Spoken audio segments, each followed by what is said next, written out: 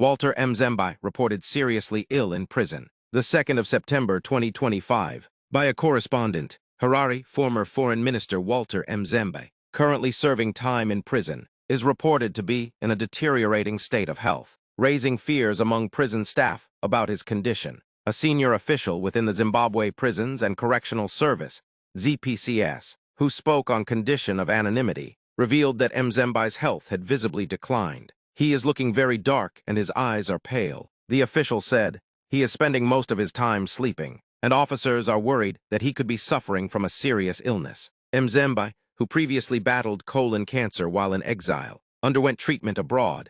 Concerns are now mounting that the illness may have returned. Prison staff stressed that without thorough medical checks, it is impossible to confirm the cause of his condition. Despite his health challenges, Mzembi remains incarcerated after being denied bail by both the Magistrates' Court and the High Court. He is serving time for violating bail conditions dating back 7 years. The former cabinet minister, once a prominent figure in Zimbabwean politics, has been in custody since his return to the country. His health crisis is likely to reignite debate over the treatment of political prisoners and the state of medical facilities in the country's prisons.